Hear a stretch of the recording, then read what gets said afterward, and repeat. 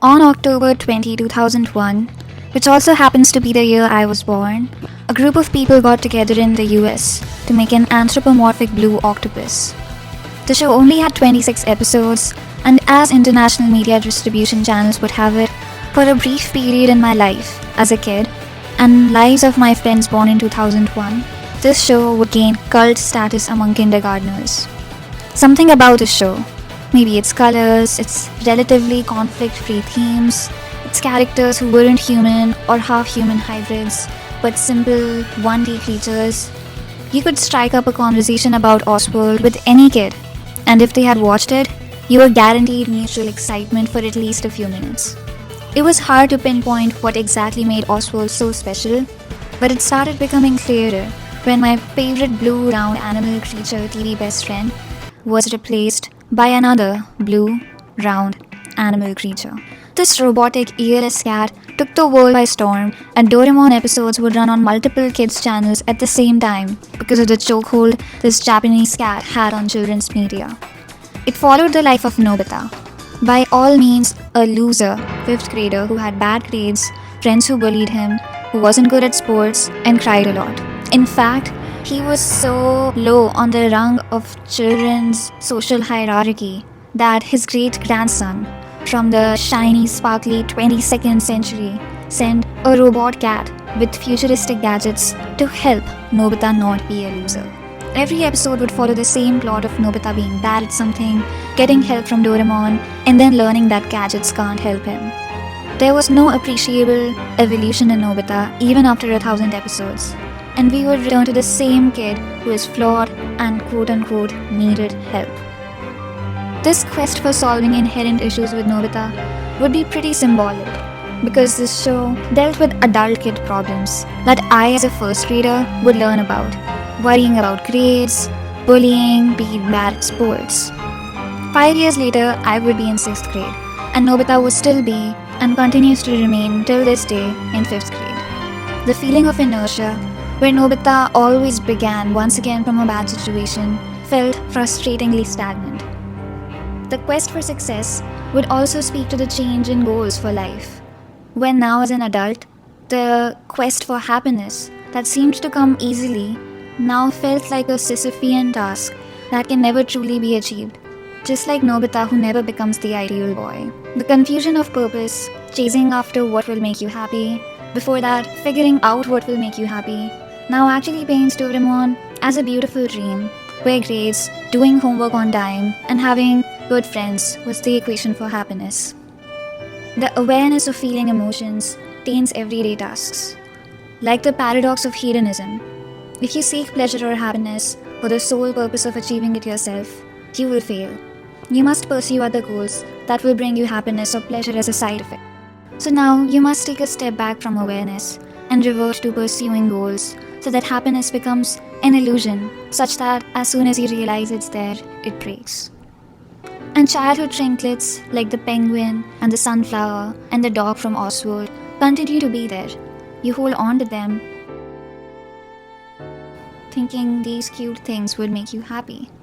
But the painting is something that even as you make, you must know that it would make you feel good only if it ended up looking good at the end. The $5 penguin from Target is brought with the awareness from your friend's ethical consumption class that the cute smiling penguin is maybe, most likely, definitely made with sweatshop labor, and your subsequent purchase of it reeks of Christmas time consumerism.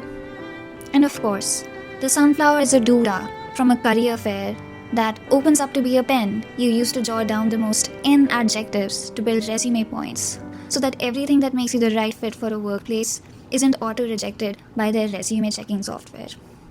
Then maybe, just maybe, Doraemon, with all its bullying, crime, Sisyphean episodes, is actually better because it's not a sanitized version of reality and actually prepares you for the real world where your to-do lists remind you to exercise 5 days a week and drink enough water, and drink enough water, and drink enough water.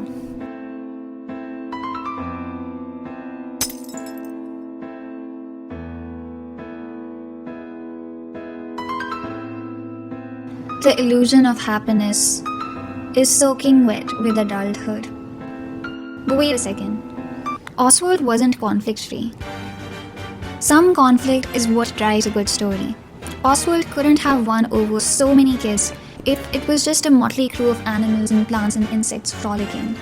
There were very real conflicts and stakes, like breaking your friend's favorite statue, messing up the birthday cake for a party. But the way these conflicts were resolved and the underlying assumptions made about Oswald were never negative. It did teach how to deal with extreme conflicts, like being drowned by popcorn, but they were resolved and Oswald returned to the same starting point every episode, and that point was delightful happiness. A show that was the complete opposite of Oswald, yet became a cult classic among kids' TV, was the infamous Kochikame. By all means, it followed a flawed character, a lazy policeman who had to deal with crime and poverty, but went through it with humor and charisma. What these shows had in common was that no matter the situation, there is happiness or humor in forms of amusement and experiences that are fun. As a kid, I never understood my frustration with Doraemon, that everyone seemed to love, but not love as much as Kochikame or Oswald. I couldn't break down what irked me about the miserable depiction of Nobita, but I do remember how it made me feel. Even if a story is powerful, unsanitized from high-stakes conflict, it is not just the end of achieving a goal that is the point of the story, but also the ways a character goes through those conflicts. So some might consider the paradox of hedonism in Doraemon terms, where the end goal is not making Nobita happy, but making him get good grades, which would make him happy. Or it could be in the terms of Kochikame or Oswald, where fixing a birthday cake or getting rich by donating your body for cancer research is fun even as you go through it, without thinking about the end goal. The paradox of hedonism doesn't make happiness dependent on the goal, but distributes it throughout the episode. And maybe life is such that we keep going through the same plot lines again and again.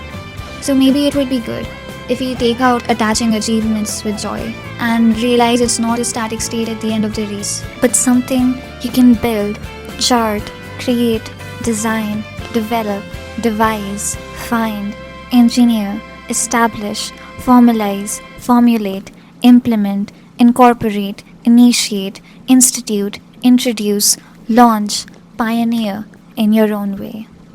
Thank you.